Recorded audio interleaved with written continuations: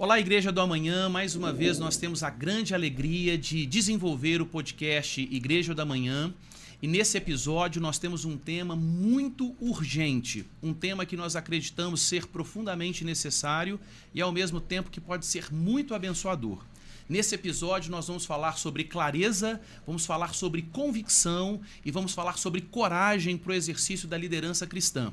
E para desenvolvermos esse tema, eu particularmente tenho muita alegria, muita satisfação de contar com a presença do pastor Pedro Felizola.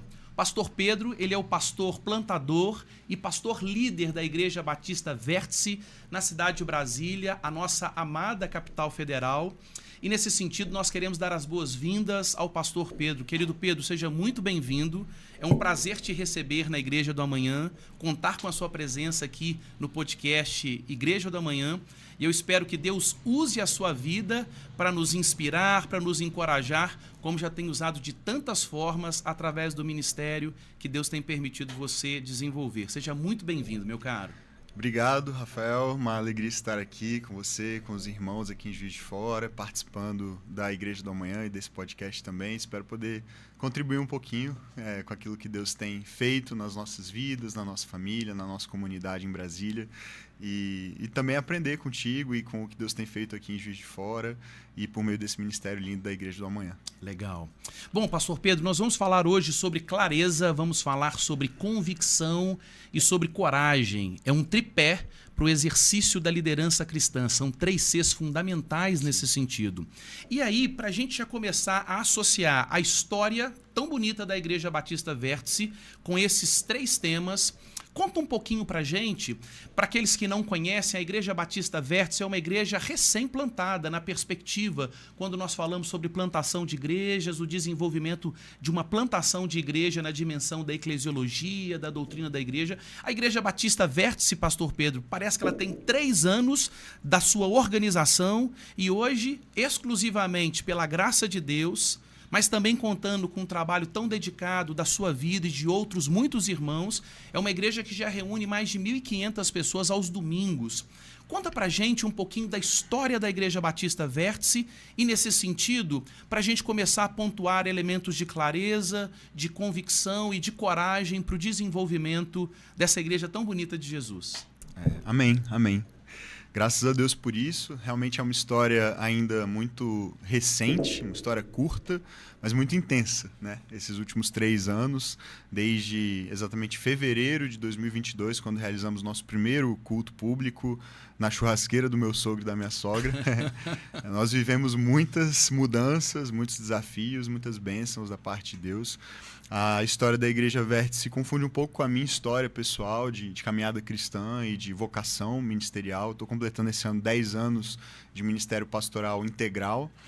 Fui pastor numa outra igreja batista em Brasília antes da plantação da Vértice. Fomos comissionados, abençoados, enviados por essa igreja para iniciar os trabalhos no ano de 2022. E começamos assim, com um pequeno grupo na casa dos meus sogros, na região onde a gente já vivia, lá em Brasília, né? Eu sou natural de Brasília, minha esposa também.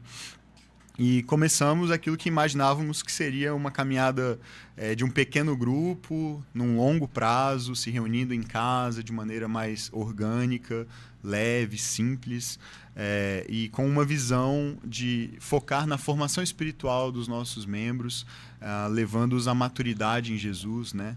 A visão da nossa igreja, a missão da nossa igreja é formar discípulos que organizam suas vidas em torno de 3 objetivos. Estar com Jesus, tornar-se como Jesus e fazer o que Jesus fez. E, pela graça de Deus, de fato, depois de alguns meses, nós tivemos a oportunidade de sair da casa dos meus sogros para um coworking, um espaço de trabalho compartilhado dentro do principal centro de convenções da cidade, ali no centro de Brasília. E dali, passamos um pouco mais de um ano e meio ali, nos mudamos para um outro espaço que alugamos ali para as atividades da igreja ao longo da semana. E agora, 2 meses atrás, nos mudamos novamente, então já é nosso 4º endereço em 3 anos, para um espaço maior, bem central, bem localizado, que ainda está em obras, em reforma, mas onde nós já estamos nos reunindo. E certamente ao longo desses 3 anos, esses 3 Cs fizeram parte da história, fazem parte da história de uma maneira muito importante, né? Clareza, convicção e coragem. Eu creio que são elementos fundamentais para qualquer tipo de liderança, mas quando se trata de liderança ministerial, eclesiástica, ainda mais, né? Porque sem esses 3 elementos, dificilmente algum tipo de liderança prosperará, será efetiva, né? A falta da clareza, da convicção e da coragem, ou pelo menos de um desses 3 Cs, coloca tudo em risco, né? E a gente pode conversar um pouco mais sobre cada um deles e como eles se manifestaram e têm se manifestado nessa curta, mas intensa história da Igreja Batista Verse. Legal, Pedro. Uma coisa que é muito interessante dessa sua primeira fala para mim é que vocês tinham uma perspectiva inicial de um pequeno grupo num longo prazo de desenvolvimento da igreja. Isso. E a graça de Deus tem sido tão abundante sobre vocês que o Senhor inverteu essa ordem. É um longo grupo, é um grande grupo num curto espaço de tempo. Exatamente. E na sua fala você coloca que desde o início esse processo de formação espiritual sempre foi algo muito nítido para vocês. Você acredita que essa clareza proporcionou, por exemplo, esse resultado da parte de Deus? Eu tenho muito cuidado em atribuir o crescimento numérico da igreja a algum tipo de fator humano ou estratégico ou estrutural que nós tenhamos adotado intencionalmente. Porque, na verdade, a nossa intenção era a outra, né? Quase oposta a essa. Não que nós não quiséssemos o crescimento é uma bênção, vem de Deus, é Deus que dá o crescimento, nós o recebemos com alegria, mas também com um senso de responsabilidade e de temor muito grande. Né? Porque liderar qualquer coisa que tome proporções maiores coloca você numa posição também de maior exposição, de maior vulnerabilidade, de maior responsabilidade e com riscos também mais elevados. Né? Então, a gente tem uma noção clara, falando em clareza, do tamanho do desafio que hoje nós temos. Mas, sem dúvida, clareza, eu creio que foi uma motivação e um compromisso que nós tivemos desde o início. Então, eu me lembro de muitas conversas no início da plantação da igreja com pessoas que estavam curiosas, interessadas em saber mais, estavam em busca de uma igreja para participar e vinham conversar comigo. O que eu mais fazia nos primeiros meses da igreja era tomar café com pessoas que estavam em busca de uma comunidade ou que tinham perguntas, queriam entender melhor qual era a visão dessa nova igreja que estava começando. E eu tentava sempre ser o mais claro possível, no sentido de mostrar que tipo de igreja nós queríamos ser e, consequentemente, que tipo de igreja nós não queríamos ser. E eu creio que quando você tem clareza a respeito dessa identidade que você quer assumir, que Deus te chamou para assumir, e as repercussões dessa identidade na prática ministerial que você vai adotar, tem uma frase do Andy Crouch, que escreve muito sobre cultura, eu gosto muito do que ele escreve, ele fala que clareza é bondade. E para mim isso é extremamente significativo e pertinente.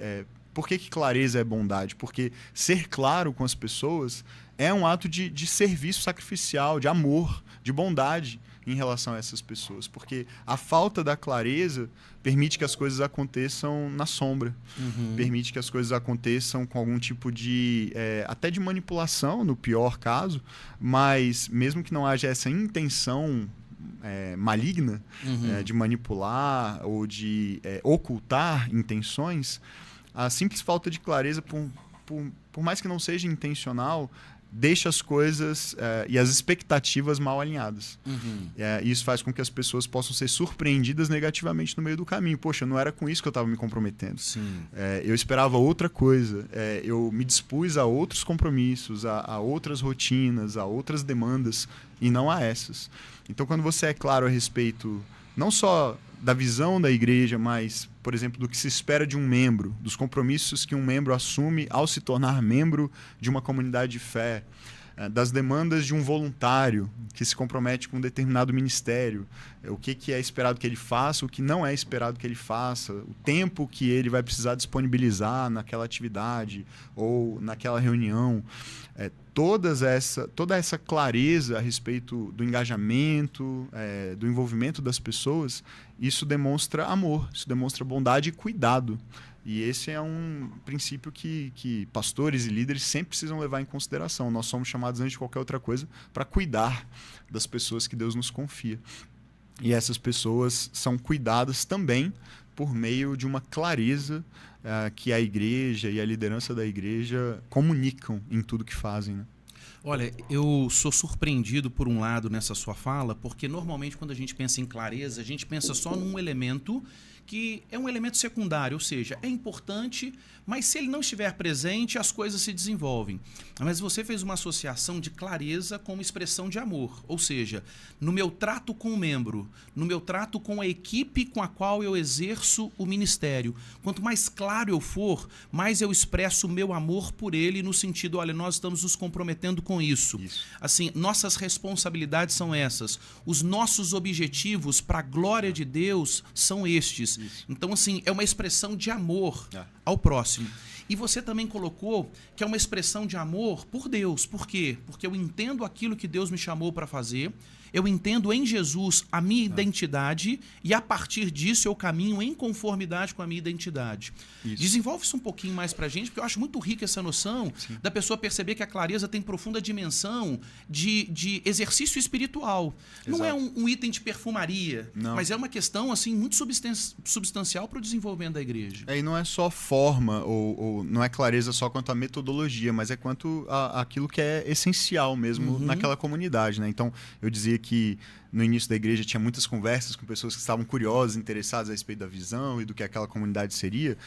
E eu me lembro de algumas que exemplificam isso, né? Então, houve uma situação em que pais de adolescentes me procuraram. E a gente tinha poucos meses da plantação da igreja. A gente não tinha nenhum trabalho específico com adolescentes ainda naquela época. Hoje nós temos. Mas esses pais estavam muito preocupados com a filha adolescente. Acho que ela tinha 15 anos na época.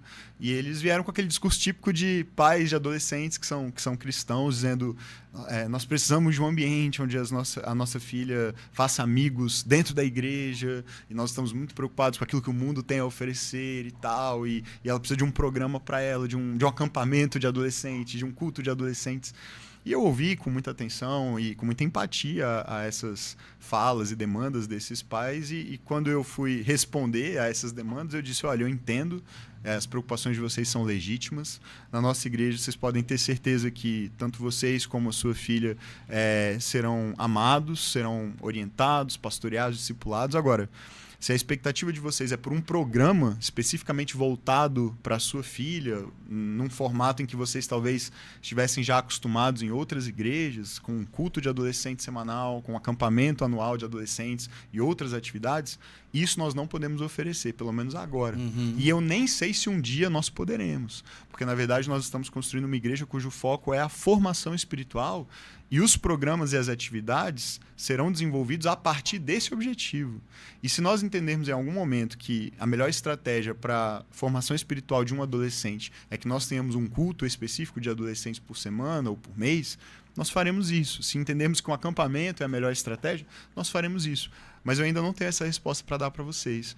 Então, se vocês estão buscando uma igreja que já tem isso bem organizado, bem estruturado, eu tenho várias para recomendar. E eu vou fazer a conexão, vou apontar para o pastor de adolescentes dessa igreja, e vocês serão muito bem atendidos lá.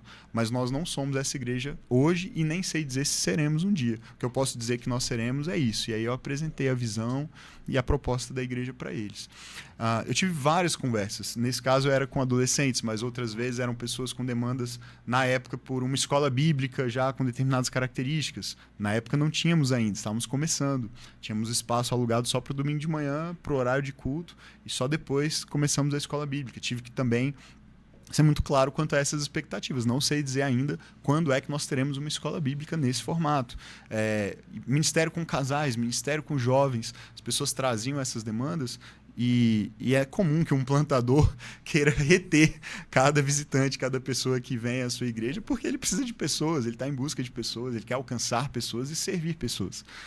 Mas eu entendi que desde o início eu precisava ser muito claro com as pessoas, justamente por uma questão de amor, de cuidado com elas, de verdade, de integridade e também de alinhamento de expectativa, porque se você não é claro e você tenta de alguma maneira dizer, não, a gente vai fazer, fica tranquilo, eu vou providenciar, em breve nós teremos, você faz promessas que às vezes nem está pronto para cumprir, você muitas vezes vai comprometer a visão em nome de agradar pessoas e deixar as coisas ali mais ou menos implícitas e não claras, explícitas, né? E eu entendi também que Deus seria responsável por cuidar dessa comunidade. Então, se eventualmente algumas dessas pessoas chateadas, né, pela resposta de não temos ou talvez nem teremos um dia, saíssem, não permanecessem, a igreja é dele, ele nos deu clareza em relação à visão que deveríamos adotar e seguir, e ele traria as pessoas certas que se identificariam com essa visão, que construiriam junto com a gente essa visão, e as demais teriam outras boas igrejas na cidade para frequentar e pertencer, né? Então, bacana.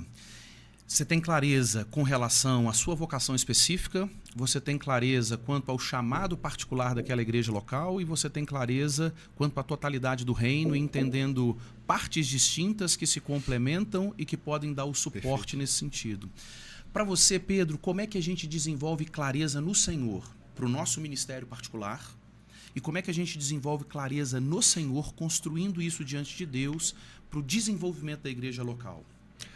Eu acho que a gente tem um exemplo bíblico muito interessante a respeito disso, dessa relação com Deus e dessa clareza que decorre de um relacionamento. Eu acho que é isso, né? No fim das contas, a clareza não vem de nós mesmos, a gente não encontra isso em nós. A gente precisa de uma fonte exterior a nós, porque a gente tem um coração que é confuso, no mínimo, é desesperadamente corrupto, está num processo de redenção, de transformação, de renovação em Cristo, mas que se confunde. Então, clareza não é uma coisa que eu acordo e digo, puxa, como a vida é clara e simples e eu tenho respostas para tudo. É algo que a gente tem que intencionalmente buscar em Deus, porque Ele tem uma clareza absoluta que pode ser comunicada a nós dentro das nossas limitações humanas, né? E eu acho que uma das pessoas que talvez melhor entendeu isso na história bíblica foi João Batista. Eu gosto muito de quando as pessoas vão a João Batista e começam a perguntá-lo, você é o Cristo? Você é fulano? E ele vai dizendo, não sou. E aí chega uma hora que eles perguntam, então quem que você é? E aí ele tem clareza plena para dizer, eu sou a voz do que clama no deserto, preparem um caminho para o Senhor, endireitem suas veredas. Ele tinha muita clareza, tanto a respeito de quem ele não era o Messias, ele não era o Cristo, e essa clareza a respeito de quem ele não era viabilizava uma clareza também a respeito de quem ele verdadeiramente era, sua verdadeira identidade. Eu sou aquele que vem antes. Uhum. E depois ele, quando se encontra com Jesus, deixa isso explícito, né? Ele diz, ele é o Cordeiro de Deus que tira o pecado do mundo. É a ele que vocês têm que ouvir, é a ele que vocês têm que seguir. Acontece um episódio até muito interessante em que os discípulos de João começam a ficar preocupados porque ele está perdendo popularidade, né? Eles falam assim, poxa, o pessoal está te deixando para ir atrás dele. Ele diz, mas é exatamente isso que tinha que acontecer. Tá muito claro para ele quem ele é e onde o ministério dele também termina. Uhum. Eu fiz a minha parte, aquilo que Deus me incumbiu de fazer, está feito. Eu preparei o caminho, eu chamei as pessoas ao arrependimento, eu batizei essas pessoas na direção de uma nova vida, de uma nova... É um novo êxodo que está acontecendo ali, uma nova travessia, né, pelo Jordão, é uma nova entrada rumo à terra prometida, um novo reino, né, que Jesus está inaugurando. E ele diz, essa era a minha missão, daqui para frente é com ele. Eu não sou digno nem de desatar as sandálias dos pés, então eu preciso diminuir e ele precisa crescer. E eu acho que isso vem de uma experiência com Deus. João era um homem do deserto, né? João era um homem da solitude, João era um homem de uma vida muito simples, um profeta, alguém que buscou no Senhor essa clareza. E eu acho que nós carecemos hoje na igreja de líderes que vivam isso, que tenham uma experiência genuína com Deus, com o Espírito de Deus, que comunique para nós a nossa identidade. E aí as nossas crises de identidade decorrem da falta de experiências assim. A gente não sabe quem a gente é, então a gente sai tentando fazer um monte de coisas e a gente se confunde no processo e confunde as pessoas que são lideradas por nós também. Porque não há clareza nem a respeito de quem nós efetivamente somos, do que Deus nos chamou para ser e para fazer, do nosso ministério, da nossa vocação. E isso se reflete na comunidade que nós pastoreamos e lideramos. Olha, o pastor Pedro Felizola traz uma questão muito importante que precisa ser reforçada. Ele disse que clareza decorre do relacionamento com Deus. E hoje nós percebemos muitos pastores, muitos líderes que vivem crises profundas no exercício do ministério porque não conseguem desenvolver essa clareza. E isso é uma evidência de que o seu relacionamento com Deus ou tem sido inexistente ou tem sido superficial. Portanto, se eu e você como líderes cristãos, se nós queremos desenvolver clareza, quanto maior for o nosso relacionamento de busca ao Senhor, de aprofundamento na adoração, de uma entrega, de uma rendição profunda nesse relacionamento com Ele, cada vez mais as questões se tornarão claras em todas as dimensões do nosso viver e, obviamente, como é o nosso caso, as coisas vão se tornar muito mais claras, muito mais nítidas no exercício do ministério. Pedro, isso é uma pérola. Nosso relacionamento com Deus vai desenvolver cada vez mais clareza no exercício do ministério, no exercício da liderança cristã. Amém. Agora, uma outra questão importante, Pedro, a partir dessa clareza, no processo de desenvolvimento de uma igreja, no processo de construção de uma área específica na igreja local, dúvidas, elas surgem, inseguranças aparecem, e aí o elemento convicção se torna uma estrutura fundamental para que essas questões sejam superadas. Conta pra gente um pouquinho, por exemplo, no processo de desenvolvimento da Igreja Batista Vértice, quando o elemento convicção foi fundamental para que vocês não se perdessem diante de desafios que foram enfrentados. Convicção é fundamental para a vida, né? Mas eu costumo dizer também que a maioria das vezes a gente toma decisões com 51% de convicção. Talvez tenha pessoas mais espirituais e mais firmes do que eu que digam, não, eu tomo decisões 100% convicto de que eu estou fazendo a coisa certa. Geralmente eu não tenho essa convicção toda, não. Eu creio que existe um tamanho, um nível de responsabilidade tão grande no exercício da liderança que seria, pelo menos para mim, uma certa presunção da minha parte imaginar que eu estou sempre certo, de que eu tenho sempre 100% de convicção em tudo que eu faço. Eu conto muito com a misericórdia de Deus, sabe? Na minha convicção temerosa. Ainda assim, em algum momento você tem que tomar decisões, né? O líder não pode ser alguém que fica em cima do muro o tempo todo indeciso. Existe uma responsabilidade de conduzir pessoas numa determinada direção, que nós cremos que vem de Deus. Então nós precisamos saber que direção é essa e levar as pessoas junto com a gente, né? Então, na sua misericórdia, na sua graça, na sua bondade, Deus nos dá a convicção. Eu penso, por exemplo, no caso de Neemias, né? Quando está empenhado na reconstrução dos muros de Jerusalém e mobilizando toda a comunidade para trabalhar com esse objetivo, quantas distrações e intimidações vieram, né? Dos inimigos, dos povos vizinhos tentando prejudicar, interromper aquela obra. E ele se posiciona firmemente, repetidas vezes. São várias as cartas e as mensagens que chegam dizendo, vem aqui conversar com a gente, né? Os inimigos tentando tirá-lo do foco. E a resposta dele é sempre a mesma. Eu estou executando uma grande obra, eu não posso descer. Isso mostra convicção. Eu não vou me deixar intimidar, eu não vou me deixar distrair. E distrações, eu acho que são talvez um dos principais inimigos da convicção, né? Quando nós começamos bem empenhados, com um foco claro, convictos de que estamos na direção dada por Deus, mas no meio do caminho as distrações aparecem, é comum que essa convicção vá diminuindo, vá arrefecendo e daqui a pouco aquela visão tão clara e firme e convicta da parte de Deus já não se mostra mais tão firme assim, porque a gente se envolveu em várias outras coisas e tirou o foco daquilo que era essencial. Então, a convicção faz a gente manter o foco, perseverar.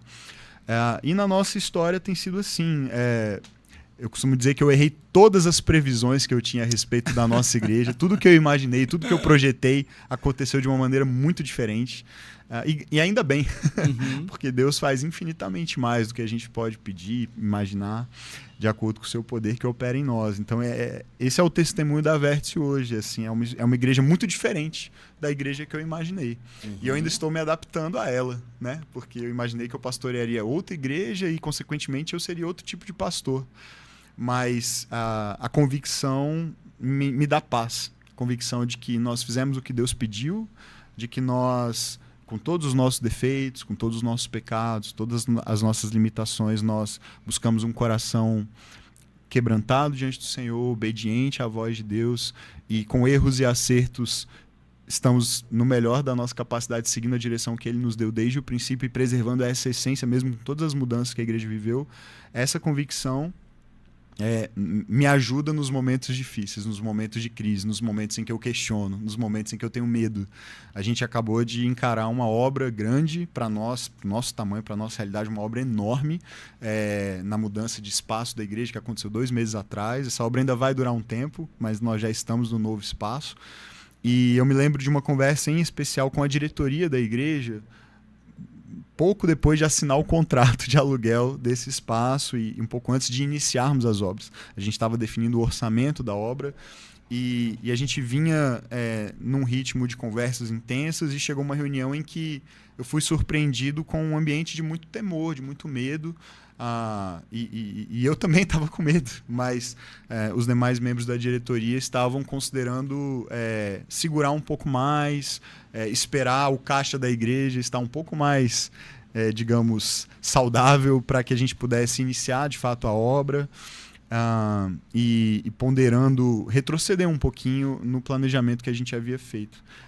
E eu me lembro dessa conversa e eu creio que foi de Deus assim, a maneira como a conversa fluiu, porque nós terminamos todos muito quebrantados a reunião e orando e chorando e confessando diante do Senhor que a gente tinha medo, de que a gente entendia que era necessário dar essa visão, mas nos faltava ali um pouco mais de convicção de que Deus traria os recursos, de que a provisão viria, porque a gente tinha em caixa mais ou menos 1/3 do valor estimado da obra. Então a discussão a gente inicia assim mesmo ou a gente espera ter um pouco mais em caixa para poder começar? E eu me lembro que a minha pergunta para eles foi: quanto dinheiro a gente precisa ter no caixa, na conta bancária da igreja, para que o nosso coração tenha paz? Qual é o valor? Quantos mil reais? Quantos milhões de reais? Qual é o número da paz? Sabe? Uhum. E à medida que a gente foi conversando sobre isso, a gente percebeu que, na verdade, era um medo do desconhecido, era o medo de como uma eventual dificuldade financeira abalaria a reputação da liderança diante da igreja, diante da comunidade. Era o medo de estarmos dando um passo talvez grande demais, mas a gente já vinha de um processo a essa altura, e é importante dizer isso, né? Porque convicção não agir com convicção não é ser irresponsável. Uhum. A gente já vinha num processo de 9 meses de oração, planejamento e discernimento para essa decisão de iniciar essa obra. A gente vinha buscando um novo espaço desde março e essa decisão foi em dezembro. Então, no momento em que a gente estava ali, já havia amadurecido essa conversa. A gente já tinha orado bastante, a igreja estava junto, já havia acontecido assembleias, reuniões, decisões a respeito disso. E eu falei, gente, agora não é hora de retroceder. Uhum. Agora não é hora de retroceder. A gente não tem o dinheiro todo e a gente fez um planejamento considerando a previsão das entradas, mas isso vai requerer fé. Então, ou a gente vai se deixar dominar pelo medo nesse momento, ou a gente vai agir com base na convicção que Deus já nos deu ao longo desses 9 meses. Uhum. Então, vamos orar agora e confessar diante do Senhor o nosso medo, mas a gente não pode ser paralisado por ele. E é nisso que eu digo que a gente toma decisões, às vezes, com 51% de convicção. A gente sabia que não dava para continuar no lugar onde a gente estava, a igreja não cabia lá mais. Estava perigoso até, superlotação de salas do Ministério Infantil, desconforto, começava a prejudicar realmente as atividades, os relacionamentos, estressar os voluntários. Falei, gente, é hora de mudar, é hora de avançar. E se em algum momento a gente precisar parar um pouco a obra porque o dinheiro acabou, tá tudo bem. A gente não depende do dinheiro, a gente precisa obedecer e confiar que Deus vai trazer a provisão. Então, obviamente, de novo, isso não significa ser irresponsável, mas eu creio que a linha entre a coragem, a convicção e a irresponsabilidade é bem tênue também. Uhum. Se você tem uma convicção, e aí acho que vai para o nosso terceiro C daqui a pouco, você precisa, a partir dessa convicção, se mover com coragem, né? Porque o medo sempre vai existir. Algum nível de questionamento e de insegurança sempre vai haver, né? E sempre vai haver Sambalate, Tobias, como houve com Neemias, para intimidar, dizer, não vai dar certo, isso aí é só um monte de ruínas e de entulhos, vocês acham que vocês vão conseguir usar essas pedras para construir um muro que permaneça de pé? Até uma raposa vai derrubar isso, né? E isso faz a convicção ficar abalada, né? Você começa a questionar, será que a gente está maluco? Será que eu estou doido? Será que esse espaço é grande demais? Será que a gente está sendo irresponsável? Mas aí volta lá no relacionamento com Deus, que traz não só a clareza, mas traz também a convicção. Lá em Neemias diz que diante desses questionamentos ele foi orar. Uhum. E ele orou uma oração muito específica E eu tô lembrando não porque eu sei de qual toda a história, mas é porque foi meu devocional essa manhã. ele orou dizendo, fortalece as minhas mãos. Foi o pedido dele a Deus, fortalece as minhas mãos. Talvez quem está nos assistindo hoje, nos ouvindo, precisa dessa palavra. Você está se sentindo fraco e está faltando convicção. Eu tenho uma visão da parte de Deus, ela está clara para mim, mas eu não sei se é tempo de avançar, eu não sei se eu tenho aquilo que é necessário, se eu tenho os recursos, a capacidade, as pessoas certas, a estrutura certa. Se Deus te deu uma direção, tenha convicção de que Ele vai trazer também os meios e os recursos, mas mantenha-se dependente dEle. Confie nele, não no seu braço, não na sua conta bancária, não nos recursos da igreja, não na capacidade da sua diretoria ou do seu conselho. Mantenha-se firme na sua convicção, sabendo que é o Senhor quem fortalece as suas mãos, e Ele fará isso. Mas ore a Ele, peça isso a Ele, e com certeza Ele vai te capacitar para avançar. Eu digo amém daqui e quem nos acompanha com certeza vai dizer amém também de onde se encontra. Mas, pastor Pedro, uma outra questão interessante, enquanto você falava, me veio aqui, me surgiu a distinção entre convicção e obstinação. Por exemplo, lembro agora de Provérbios 16:2, que diz: todos os caminhos do homem são puros aos seus olhos, mas o Senhor pesa o espírito, para ver se é uma convicção que vem de Deus e que vai ser direcionada para a glória de Deus, ou fruto desse nosso coração enganoso, desesperadamente corrupto, como você citou agora há pouco, Jeremias 17. Existe alguma instrução, existe algum direcionamento da palavra, ou talvez você se recorde de algum momento na sua caminhada com o Senhor que você precisou de fazer essa distinção entre convicção e obstinação? Com certeza. E para mim, o elemento chave para essa distinção é a comunidade, é a vida em comunidade. Também Provérbios diz que na multidão de conselheiros há sabedoria. E sempre é muito perigoso você confiar só no seu próprio coração, nas suas próprias impressões.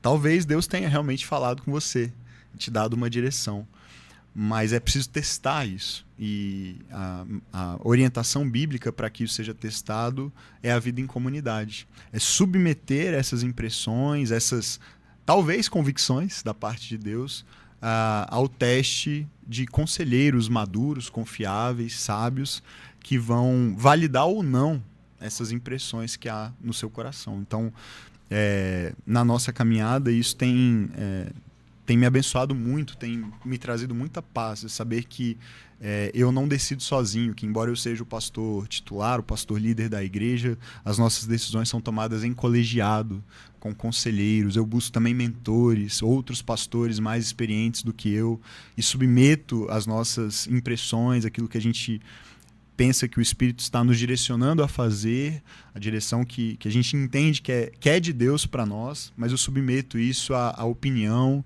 e ao conselho de pastores mais velhos, mais maduros, líderes mais testados do que eu, para ver se aquilo que a gente está enxergando realmente faz sentido ou se é só um desejo mesmo do nosso coração e que talvez não venha de Deus ou que ainda não está no tempo, né, de ser colocado em prática, porque também tem isso. Às vezes a convicção é de Deus, mas não é para agora.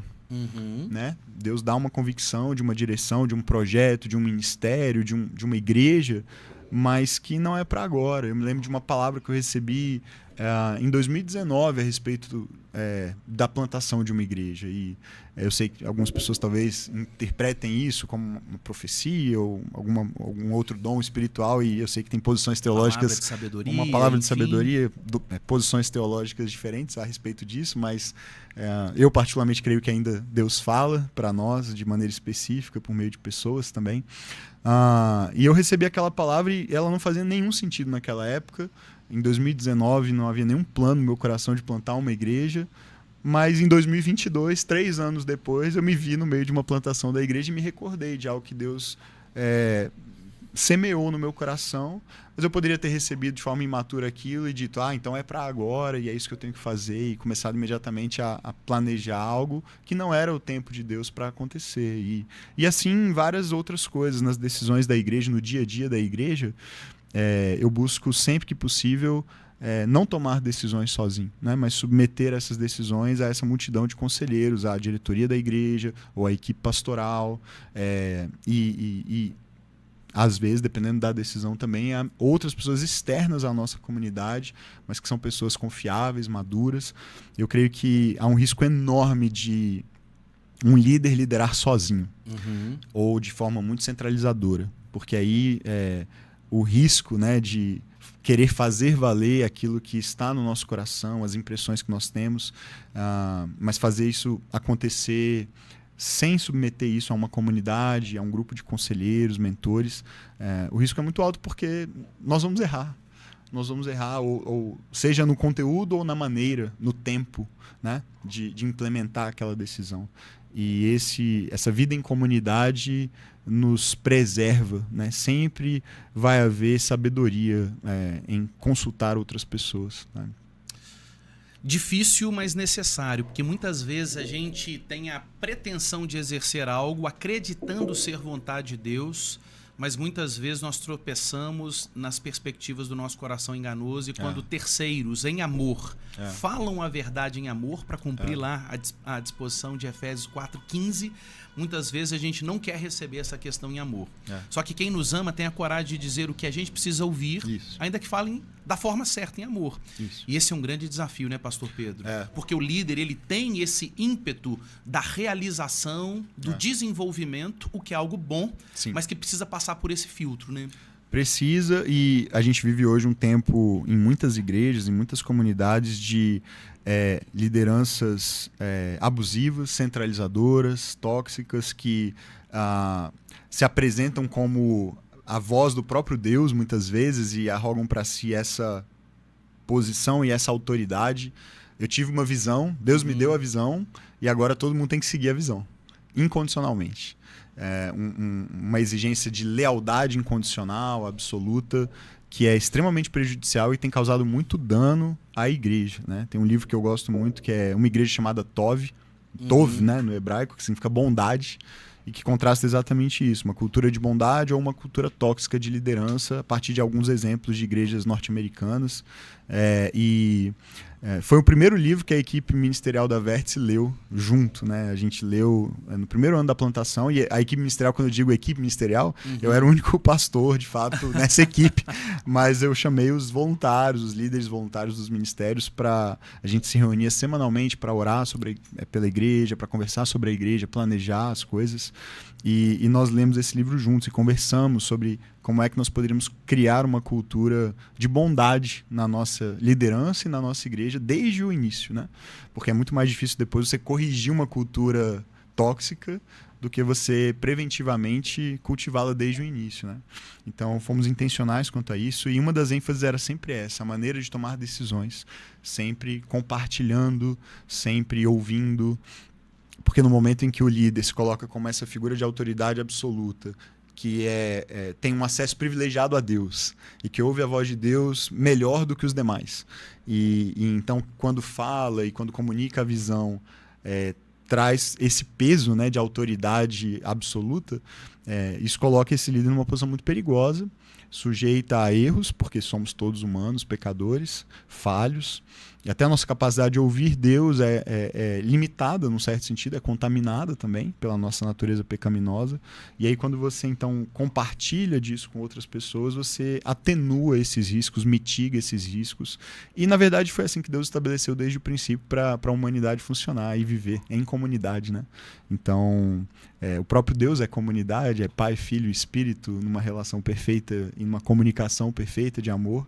Quanto mais nós precisamos também disso, né? Muito bom.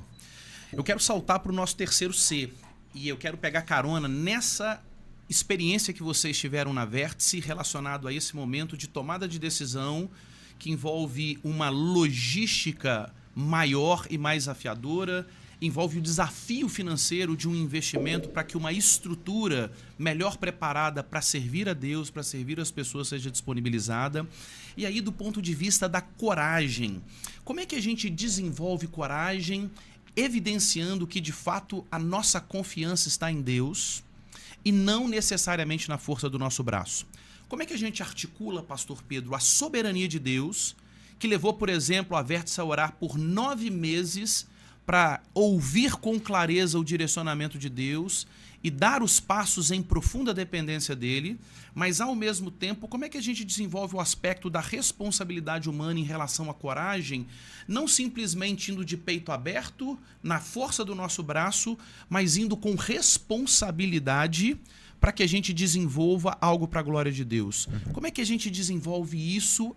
E eu gostei muito dessa experiência que vocês compartilharam, de com clareza, convicção e coragem, mas fruto de um tempo de oração que demonstra profunda dependência, mas também de um planejamento bem elaborado que mostra o exercício da liderança de maneira consistente. Perfeito, acho que é isso, acho que é essa combinação que é necessária, né? Eu acho que foi a A.W. Tozer, eu posso estar enganado, depois o pessoal confere em casa, mas eu acho que foi ele que disse que a gente deve orar como se tudo dependesse de Deus e trabalhar como se tudo dependesse de nós, né? Então, a gente precisa admitir essa tensão. Existem muitas pessoas que ficam paralisadas na oração e não agem porque esperam que tudo venha de Deus. O que é uma postura, num certo sentido, nobre, mas talvez incompleta, uma compreensão incompleta de como a história da narrativa da Escritura se dá, porque é sempre uma parceria, né? Deus cria o homem e a mulher e ele confere um mandato para eles e responsabiliza a humanidade pelo cuidado, para representá-lo diante da criação, enfim. E desde sempre é assim que Deus age, né? O Espírito de Deus age na história por meio de agentes humanos, né? Capacitando, empoderando pessoas para o cumprimento dos seus propósitos na Terra. Então, é sempre essa parceria. Deus está empenhado em realizar os seus propósitos por meio de pessoas como nós. E isso é surpreendente e maravilhoso, né? Diante da nossa imperfeição e limitação.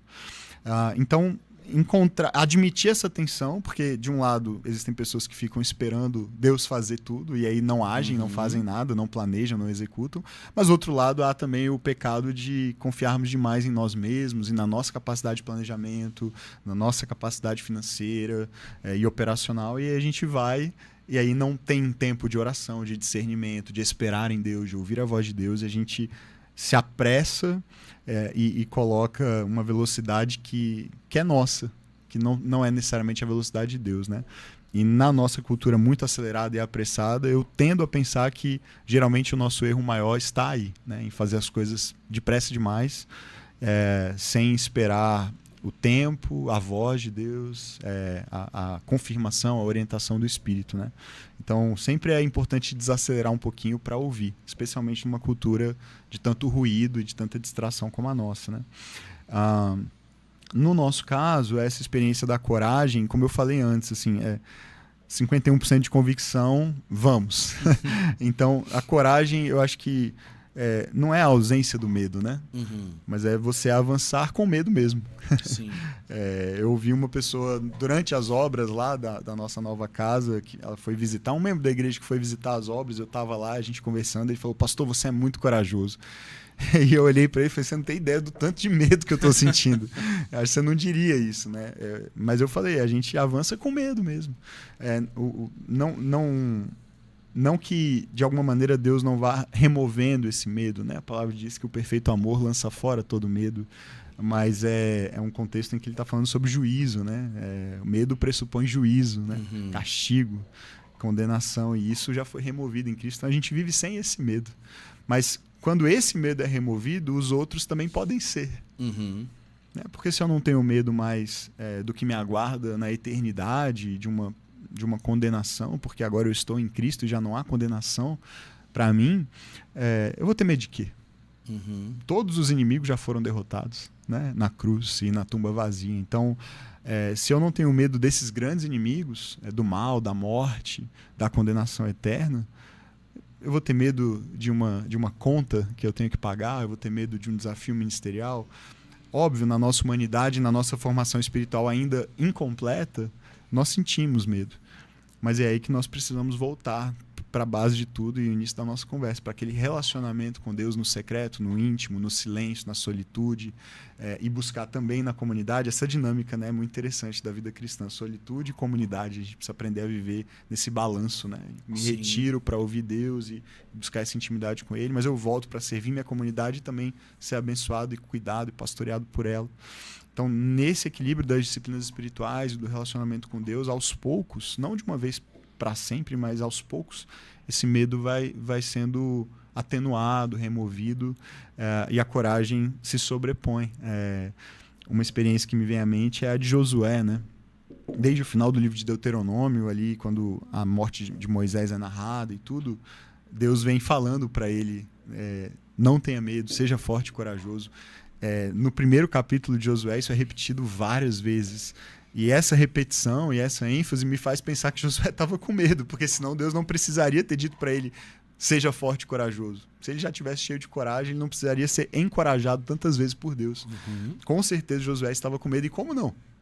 Como não ter medo diante de um desafio daquele tamanho, né? Ele tinha que substituir simplesmente Moisés, né? O maior líder da história ali de Israel até então. Talvez o maior líder da história, ponto, né? Não só de Israel. Diante de tudo que Deus havia feito por meio de Moisés, desde a saída do Egito, todos os milagres, as pragas, a abertura do mar, a provisão miraculosa no deserto, água saindo de rocha, pão caindo do céu. Como é que você substitui alguém com esse nível de liderança, né? E mais, não só substituir, mas fazer o que esse líder não foi capaz de fazer. Porque Moisés não pôde conduzir o povo na conquista da terra por conta de um erro, de um pecado. E aí agora é Josué que tem essa missão de fazer isso. Então, eu não consigo imaginar o medo que Josué estava sentindo. Para além disso, batalhas ferrenhas que o aguardavam, guerra. Um povo que não estava habituado com guerra. Um povo que não sabia o que era isso. E agora teria de encarar guerras contra inimigos ferrenhos, exércitos poderosos, cidades fortificadas, gigantes que ainda ocupavam a terra em alguma medida. Como é que você encara isso? Sem medo. Então ele tinha medo.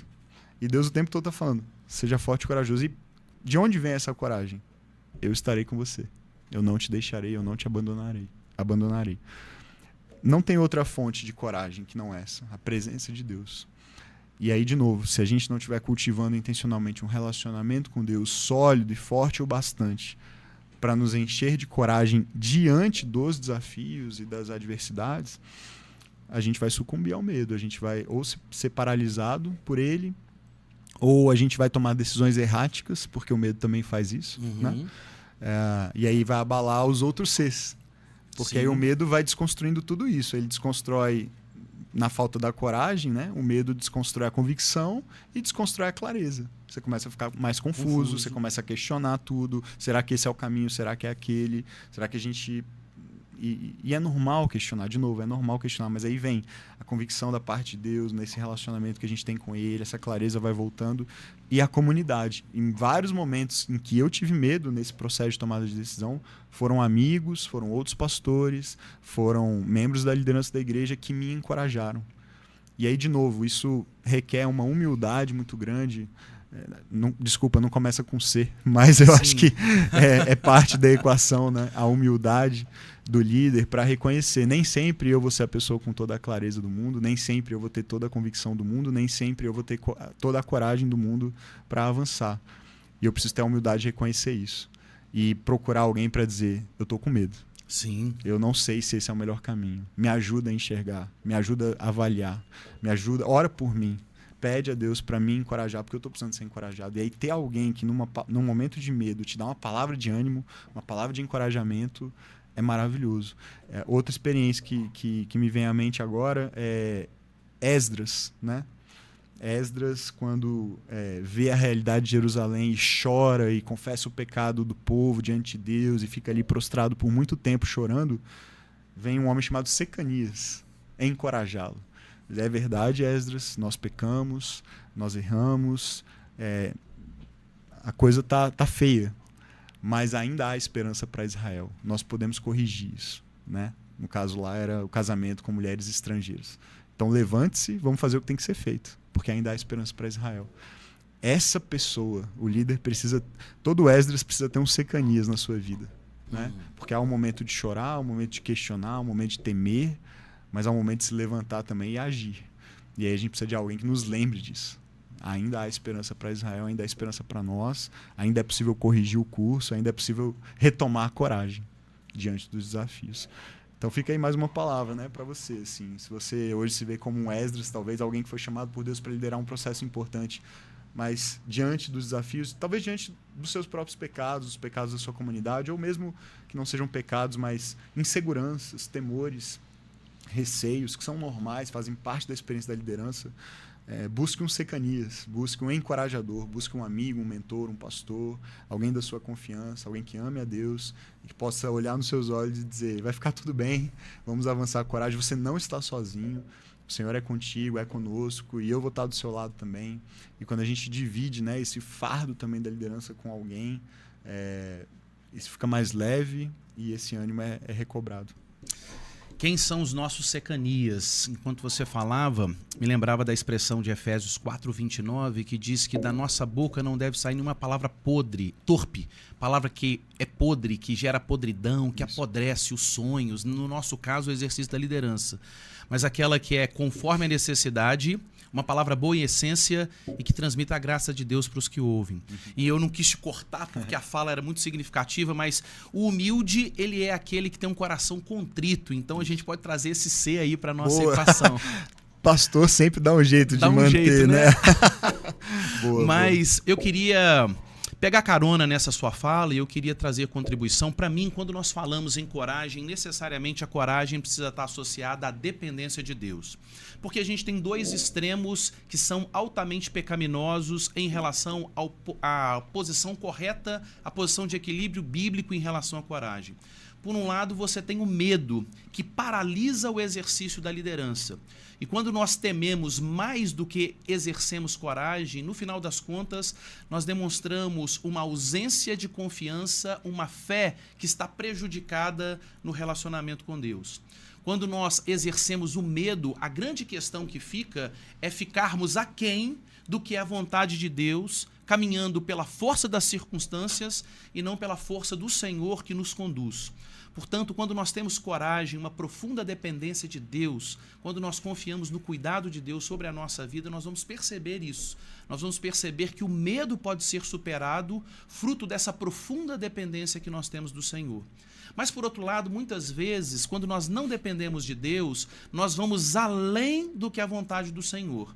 Nós nos tornamos irresponsáveis. E, nesse sentido, a dependência de Deus é, mais uma vez, o elemento para que a coragem seja corretamente exercida. Não permitindo que eu e você venhamos a dar um passo que nos leva a fazer mais do que aquilo que Deus quer fazer através da nossa vida.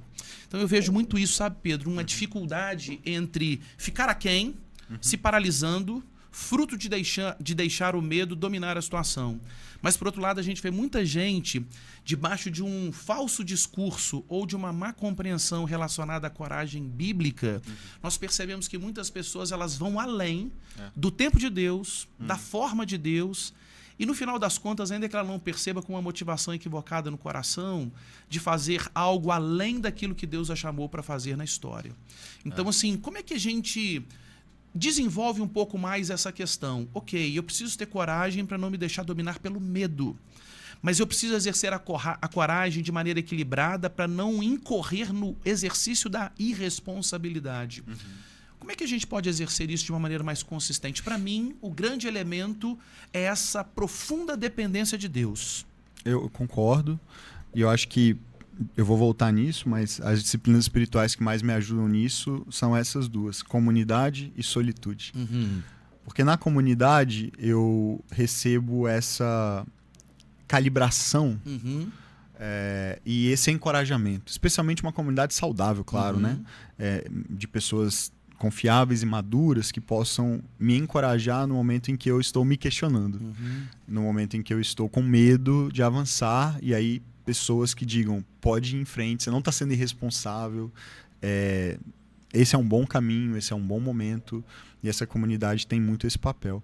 Mas é na solitude também que eu garanto que eu estou realmente ouvindo a voz de Deus, cultivando esse relacionamento de dependência, de oração, de busca. E não necessariamente ouvindo a voz da multidão, né? Exato. Que é muito perigosa. Que também é muito perigosa. Então, essa calibração, esse balanço da solitude e da comunidade. E também na solitude, eu acho que acontece esse ajuste da velocidade, sabe? Porque a solitude ela pressupõe uma desaceleração. E eu volto a tocar nisso porque eu acho que esse é um dos grandes problemas do nosso tempo, a velocidade excessiva. Então a gente está tão acelerado, correndo tanto, que não dá tempo de parar para ouvir Deus, né? A gente precisa retomar essa espiritualidade mais desacelerada, típica dos pais da igreja, dos pais do deserto, né? Do movimento monástico. São práticas que estão um pouco fora de moda na nossa cultura acelerada e hiperconectada, né? De silêncio, de solitude, de contemplação, de oração, de jejum, para que a gente possa, nesse lugar, cultivar essa dependência de Deus. E aí desacelerar para ouvir. Porque se a gente está correndo e atarefado o tempo todo, a gente vai confundir as impressões, as sugestões das pessoas, outras vozes, outros ruídos.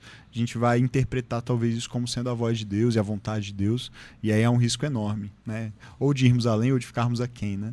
E na verdade eu acho que a gente nunca vai além do que Deus tem. Porque a gente pode ir além no sentido, né? Que acho que é o que você estava falando, de fazer coisas que Deus não nos pediu para fazer, né? Ou no momento em que Ele não nos pediu para fazer. Mas esperar em Deus nunca é perder tempo, porque na verdade, eu já citei isso e acho que reflete bem a nossa história, Ele é capaz de fazer infinitamente mais.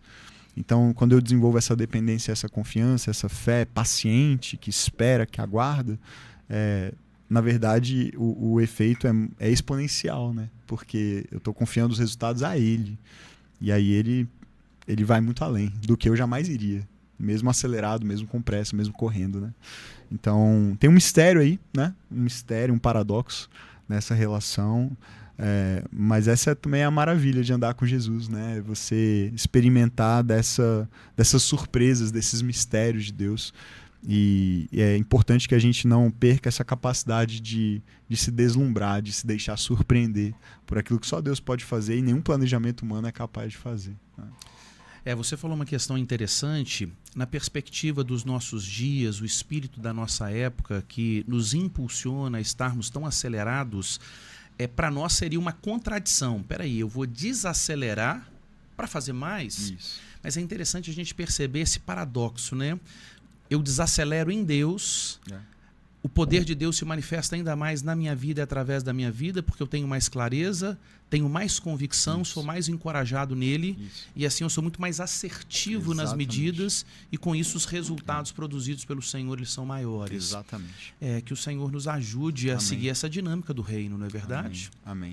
Pastor Pedro, falamos de clareza, falamos de convicção e falamos de coragem. Para você, e aí vou usar mais um C, ok? Vamos lá. Você acredita que essa é uma fórmula biblicamente estabelecida? Tendo profunda clareza da minha identidade em Jesus e da vocação específica que Ele tem para a minha vida na história, associada a uma profunda convicção em Deus, sobre tudo que Deus espera fazer na minha vida e através da minha vida, mas apenas aquilo que Deus espera fazer na minha vida e através da minha vida. Associado à coragem, ou seja, uma profunda dependência de Deus, fruto de um profundo relacionamento na presença dEle, você acredita que a soma desses três elementos produz, e é uma expressão que eu particularmente gosto muito, acho que é a única expressão saudável para amadurecimento do nosso relacionamento com Deus, se a gente pudesse dizer do nosso crescimento espiritual, e é a única expressão possível, legítima, para falarmos de crescimento da igreja.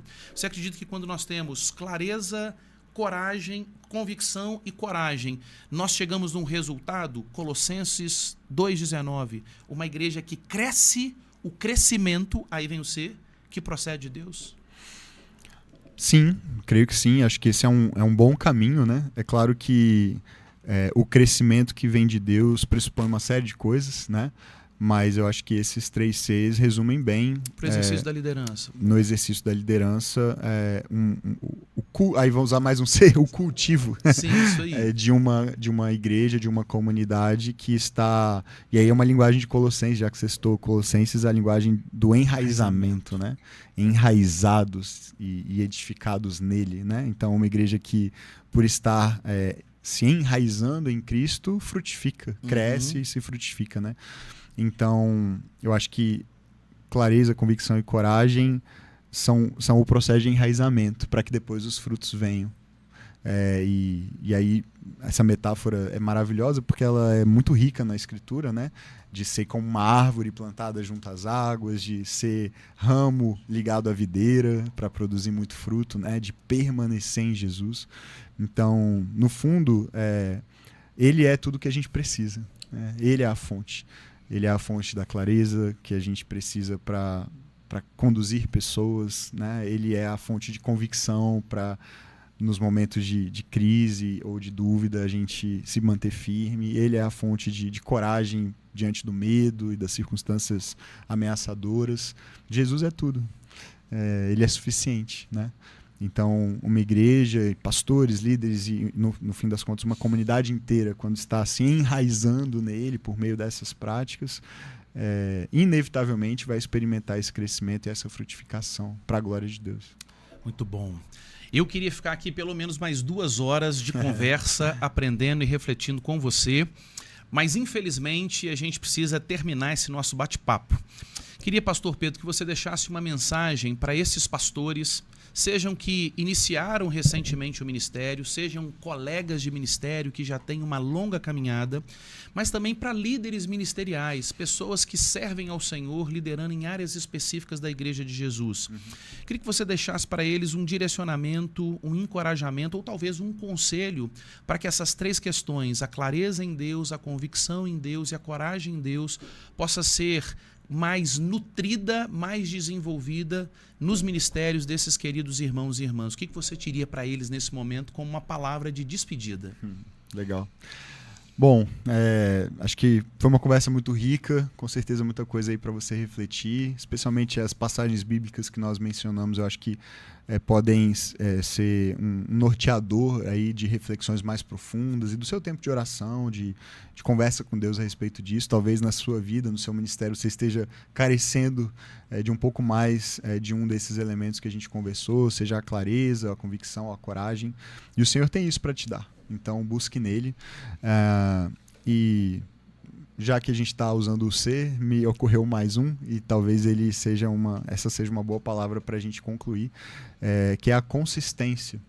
Na liderança, a gente não constrói nada sem consistência. E mesmo quando faltar alguma clareza, faltar um pouco de convicção, ou mesmo faltar um pouco de coragem, as pessoas que você está liderando e buscando inspirar e conduzir elas serão convencidas a acreditar naquilo que você está propondo por causa da sua consistência, ou da sua coerência, se você preferir. Também começa com C. Hoje a gente está bem aqui, né? A teologia do sexto exercício da liderança. Talvez esse seja o tema do nosso podcast, na verdade. Boa. Consistência ou coerência, porque a gente vai errar. Talvez você seja um jovem pastor, talvez você tenha, como eu, alguma caminhada, mas ainda com a maior parte talvez por vir, pela graça de Deus. Talvez você já esteja há muito tempo nessa jornada, enfrentando algum nível de cansaço, de desânimo, de sobrecarga. O fato é que todos nós, ao longo da nossa jornada ministerial, vamos viver situações em que um desses Cs vai nos faltar. Mas as pessoas são muito mais atraídas pela nossa vulnerabilidade do que pela nossa força. O que gera identificação das pessoas com o nosso ministério, com a nossa vida, com a nossa liderança, é a nossa vulnerabilidade. Não é nos apresentarmos como infalíveis, perfeitos, o tempo todo cheios de convicção, de coragem, de fé, mas é reconhecermos quando isso falta também. Admitirmos que estamos cansados, admitirmos que precisamos de ajuda, admitirmos que precisamos crescer ainda também como discípulos de Jesus, porque nenhum líder deixou de ser discípulo. Nossa vocação inicial continua sendo a mesma. Nós somos seguidores de um mesmo mestre, de um mesmo Senhor. Então, admitir que a nossa própria formação espiritual ainda está incompleta, né? Que a obra ainda está acontecendo em nós, isso faz com que as pessoas percebam autenticidade na nossa liderança. E se existe uma coisa que essa geração tem buscado, é isso: autenticidade. Elas não estão em busca de um discurso irretocável, de uma postura irrepreensível pública, né? Que nem sempre é verdadeira no particular, no privado. É claro que nós devemos buscar ser irrepreensíveis na nossa conduta, mas nós precisamos ser verdadeiros. E à medida que buscamos transformação e nos arrependemos dos nossos pecados, apresentarmos a nossa vulnerabilidade diante das pessoas, e eu acho que isso gera uma aproximação. E a coerência que elas buscam não é de nunca errarmos, mas é a coerência de que aquilo que nós estamos nos propondo a ser e a fazer tem sido a nossa busca, o nosso ímpeto. E nessa busca nós falhamos, nós tropeçamos, mas nós nos arrependemos, confessamos e nos colocamos em pé e juntos continuamos a avançar. Então não tenha medo de ser vulnerável, não tenha medo de reconhecer as suas limitações, seus limites, e convidar a igreja, a comunidade ou o grupo que você lidera a essa jornada de formação espiritual e de crescimento junto com você, se enraizando cada vez mais em Jesus, para que os frutos sejam cada vez mais consistentes e abundantes na sua vida e no seu ministério, tá bom? Deus te abençoe.